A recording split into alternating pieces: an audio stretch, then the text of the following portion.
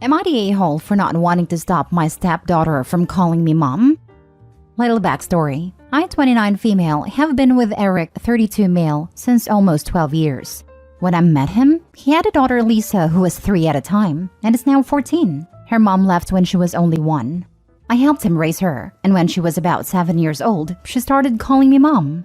We had a conversation about it with Eric, and we agreed to explain to her that I was not her real mom, but that didn't have to stop her from calling me mom. She understood and kept calling me mom. A little less than a year ago, Lisa's mom, Mary, reached out to Eric and asked to be back in her life.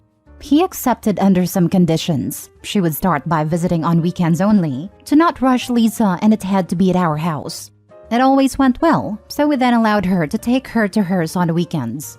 All 3 of us eventually told her that Mary was her real mom. She took it well and was happy. Recently, after dropping Lisa off, Mary texted me and told me that since Lisa knew who her real mom was, I should make her stop calling me mom because it was confusing her. And because of that, she was calling her real mom by her name. I said I had no control over what Lisa called her, that her comeback was still recent, and she should give her time before expecting anything from her. She said that I was selfish and deliberately preventing her daughter and her from forming a real mom-daughter bond. I only replied that Lisa would start treating her like her mom when she'd feel ready to, and that once again I wouldn't push her to do anything. I talked about it with Eric, and he told me that he understood both sides, as it probably wasn't easy for Mary either, especially seeing her daughter call another woman mom. I also confided in my mom, and she kinda said the same thing, and that it was costing me nothing to take a little step back and give them a chance to form a real mother-daughter bond. And now I'm torn, because I don't want to make Lisa stop calling me mom, but maybe it is selfish and it could help Mary get closer to Lisa. Am I the a-hole for not wanting to make her stop calling me mom? Now for the top comments before the mini update. Not the a-hole. This is not a decision for anyone to make except for Lisa. Look at what Mary's doing. Mary doesn't want to be the bad guy and tell Lisa to stop calling you mom. She wants you to do her dirty work. Then it looks like you are rejecting Lisa. How messed up is that? Tell Mary you will not tell Lisa to stop calling you mom. That you will not participate in having a mother figure reject her twice. The first time is when Mary disappeared. Petty me would be tempted to reply, "Sure, I'll tell Lisa that you don't want me to be her mom anymore," and watch the panic set in. I had to go back and check the ages again, because Mary's acting like Lisa's a toddler with no agency in this situation. Lisa is 14. She's not confused. She knows who Opie is and she knows who Mary is. She's choosing to call Opie mom and Mary by her first name because she understands the situation perfectly.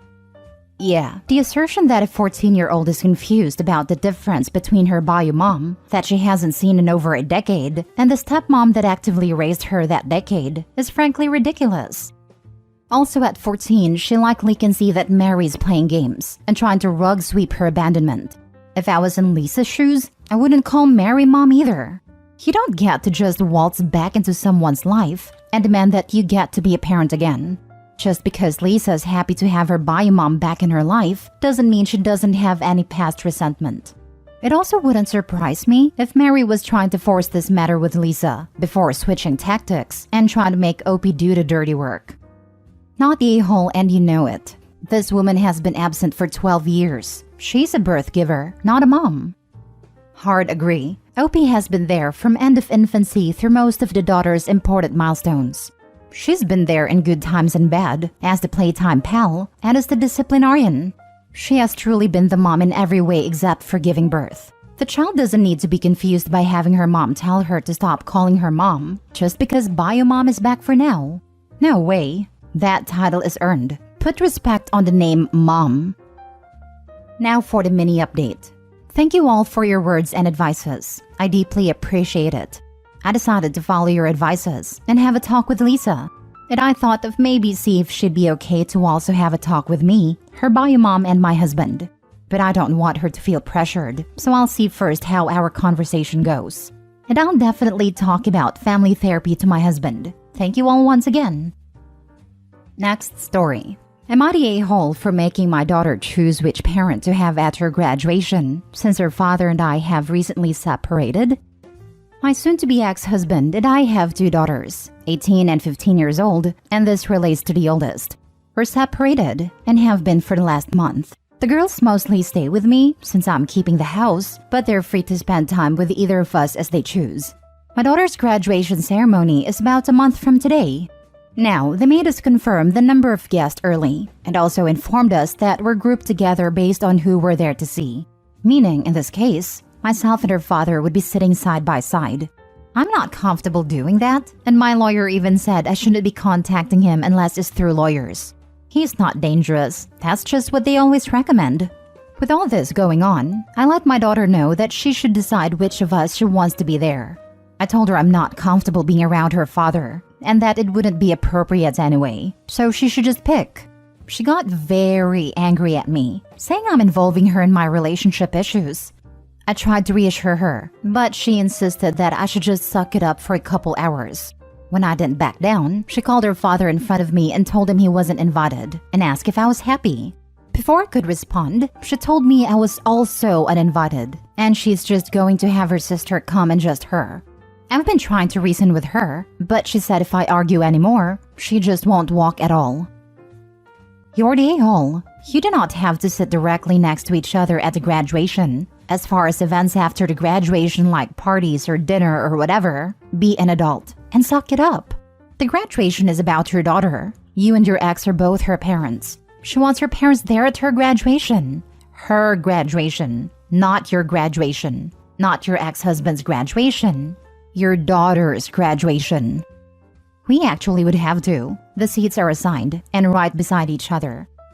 The graduation is a month out. Contact the school now and request that you two be separated because you're in the process of divorcing and you don't want to risk any kind of distraction or disruption during the ceremony. You won't be the first parents who aren't getting along, and shuffling a few people will take very little effort for them. If either of you is flying solo, you may actually be useful for filling a one-seat gap so that a larger group doesn't have a single person in a different row. I did ask the school. They refused. You're the a-hole. I am going to call BS based on my experience working in family law. Does your lawyer know about this exact situation? Or are you applying blanket advice to this very important event for your child? Unless one of you has been seeking an order of protection or something, there is no reason why you would be advised not to be a big kid for a day in the best interest of the child, which, I remind you, is the literal legal standard in family court regarding any parenting issues. After a large part of 3 decades as a family law legal assistant, I will bet you my shoes that Opie did not bounce this off their attorney, because any attorney that told Opie to tell daughter to choose and then have the kid tell other parent they can't come would be violating about 12 different standards of practice, at least here in my state. Any one of my lawyers would have a serious come-to-Jesus talk with his client about Children's Bill of Rights for pulling some nonsense like this. They specifically told me to not attend any event or location where he is as well. They included events for our children in that. If that is the case, then you need to call the school and explain the situation that you need to sit separately. Are you friends with any of her friends' parents? Can you sit with any of them? There are solutions that don't hurt your child. Next story. Am I the a-hole for ignoring my soon-to-be stepmom when she kept calling me by the wrong name? So my female 16 name is Andy, just Andy. My mom's dad passed away just a few days before she found out she was pregnant. My mom was very close with her dad, and his name was Andrew and also went by Andy. The technical female version of Andrew is Andrea, but neither my mom nor dad liked the name. But my mom wanted to honor her dad in some way, so I got named Andy, which I love my name. I think it fits me. My parents got divorced when I was 8 and lived with my mom most of the time, but visit my dad every other weekend, as well as holidays. 3 years ago, my dad started dating his now fiancée Kate. Kate, for some reason when we met, assumed my name was Andrea. I explained to her it was just Andy, but she kept calling me Andrea. I ended up telling my mom about it, and she told me just to ignore Kate until she calls me Andy. Well, this past weekend I was with my dad and we were visiting some of Kate's family. Well, she kept calling over for Andrea, and of course I ignored her. She got mad and said, why am I ignoring her? And I said, because that's not my name, and you know this. Her dad and brother basically laughed, saying they thought I just went by Andy as a nickname, and I said no, it's just Andy. They then asked Kate why has she been calling me Andrea then. Well, Kate later got mad, calling me a brat for embarrassing her. She went on to say I knew who she was talking about, and that I should have just gone with it, but I was being an a-hole. I honestly kind of feel like in that instance I should have just answered to Andrea, but I don't know. Am I the a-hole? Now for the comments. Not a-hole. She's known you long enough to know your bloody name and use it. Exactly. Like I corrected her when we first met. So like most people, you would think she would make a mental note to call her boyfriend's daughter by the right name. Not a-hole. Your dad is an a-hole for letting his soon-to-be wife disrespect his daughter like that. I mean, is there a bigger red flag than not bothering to learn the name of your partner's kid? Honestly, I don't like that my dad is still with her and going to marry her. But luckily, I spend the majority of the time with my mom, so I don't have to deal with her often. Opie, if you can stop seeing her and your dad, I would go down that route. She's awful, and your dad is enabling it. Not the a-hole. Not the a-hole. Also, why is your dad not correcting her? This, dad should have. I will not suggest you never ever speak to them again. Maybe have a sense of humor about it. Now she knows. See where it goes from there. You are young. Don't be a doormat, but don't push your dad away because of this. Next time you see her, tell her name is Beatrice today. Not a-hole. Start calling her Caitlin, Catalina, Katedid, Katie, Kitty, Cat, or anything other than her real full name. In this example, presuming that Catherine/Catherine is her full version of Kate. Remix is needed. It's funny that Kate goes by nickname, but insists on making up a longer version of Opie's real name. I have a cousin whose legal name is a nickname, and kind of a stripper name, and she always wished she had something more formal to use for business. However, we would never disrespect her by making something up without her permission. Last story. Would I be the a-hole if I stopped paying for my niece and nephew's private school fees? I am in the incredibly fortunate position to be in a substantially better financial position than my brother and sister-in-law. They have 3 school-aged children, including one who is on the autism spectrum and attends a special needs school. All 3 children are enrolled in private schools, but also happen to live in areas with at least decent public options. Although I'm unclear about options for my autistic niece. My brother and sister-in-law own a small number of hotels, and were doing quite well financially, until COVID hit, with no real recovery in sight as small business owners. They're currently looking to sell the business. It is also worth noting that they are property rich, with multiple houses, just cash poor. In mid-2020, they reached out and asked if I could pay the private school fees for their kids.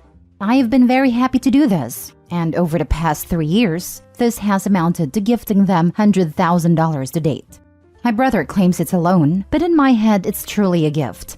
If he never pays me back, I would be perfectly okay with it. I feel like if you lend money to family, you have to be prepared and okay with the idea of not getting paid back. So I'm already mentally prepared when I agreed to this. It's generally never been a big deal about this, mostly because I've been genuinely happy to do it. This is not the problem. The problem is that they keep asking for money. My brother recently called me up, asking for me to pay for the next school year for them as well. I can afford it, but it is reaching a pretty material amount to me. I'm not made of money either. I also worry about the moral hazard that this creates, where they assume I will just subsidize their lifestyle indefinitely. I think they are relying on me to defer making some hard choices in their lives and personal finances. For example, selling one of their extra houses, or maybe considering public school choices if they truly cannot afford private school. I also admit being a little annoyed that they went on a 3-week family holiday in Florida last year while still asking me to fund school. On the other hand, this really speaks to the life outcomes of my niece and nephews. I love them dearly and want the best for them. While I might choose to continue the arrangement, and I realize that would be just my choice, what are my moral obligations here?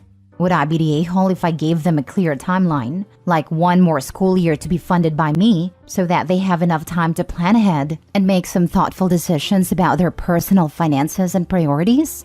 It also feels like just yanking the rug out from under them would be the wrong decision. Or would I be screwing up my niece and nephew's lives by playing the moral high ground with my brother and sister-in-law? Not a-hole. You are not yanking the rug out from under them if you have a conversation with them about it. You mentioned giving them a timeline. That is perfectly reasonable. It seems like they are taking advantage of you, especially given the 3-week vacation. While it may be uncomfortable for them to take a loss by having to sell some of their property, that is life, especially when it comes to finances. Not every investment is going to be a winner. At the end of the day, they are responsible for raising their children. You have already gone far above and beyond what can be reasonably expected of you. Agree. Brother is asking for OP to pay for next year, so OP should be able to say, "Sorry, I won't next year, and I won't continue." Brother shouldn't be counting OP's money as built-in contribution every year for his own children's education. Brother can ask, OP can say no. Yes, I think we can have an honest and non-hurtful conversation about it. My brother is a good guy. I just need to establish some boundaries for him and his family. They are property rich with multiple houses, just cash poor. They went on a 3-week family holiday in Florida last year while still asking me to fund school. The real estate market is very hot right now, so it's a good time to sell. I would probably expect brother to put some skin in the game by telling him he has to pay half of next year's tuition and all of it after that. He would not be the a-hole. They are taking advantage of you. You're completely right. It's definitely a seller's market right now.